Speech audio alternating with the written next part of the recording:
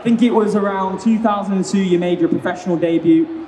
Now, do you remember what that feeling was like? Entrance music playing, if you did have any entrance music at that time, you were walking to the cage, what you were feeling when you were looking at your gloves, looking at the opponent standing across the octagon, and how scared were you? Because I was just speaking to young Mohammed Makayev then. Every athlete is scared before competing, especially in mixed martial arts. I was always scared.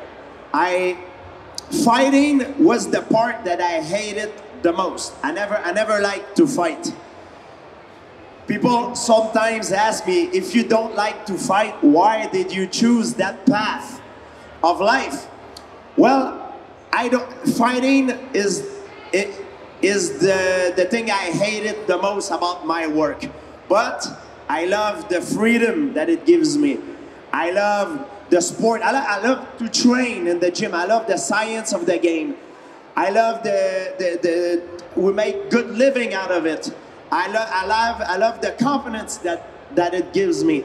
I love the fact that it makes me healthy. It forces you to have a healthy lifestyle. Of course, not good to get hit on the head, but if you have a healthy lifestyle, that's the advantage of it. So, in my field of work, there's no perfect work.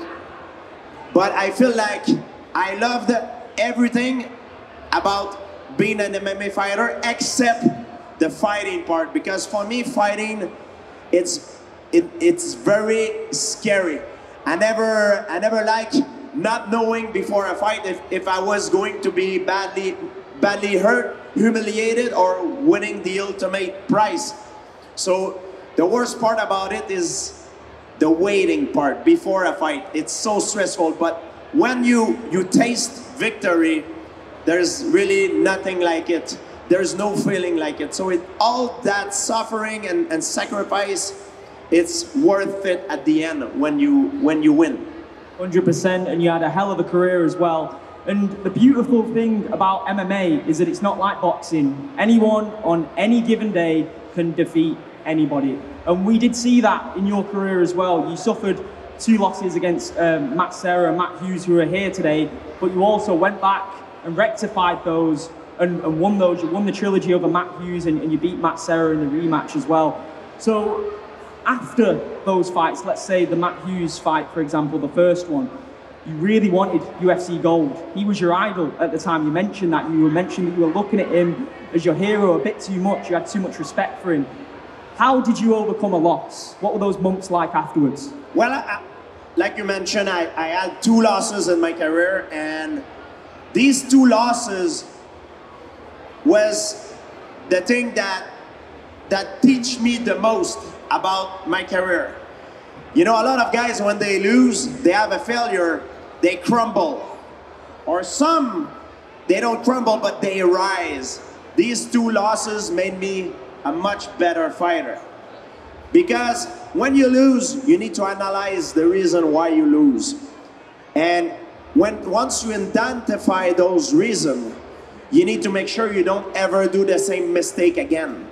So that means you might, that doesn't mean you're never ever gonna lose again, but it means that if you don't repeat those mistakes, you'll never lose for the same mistake again. Therefore, it makes you a better version of what you were.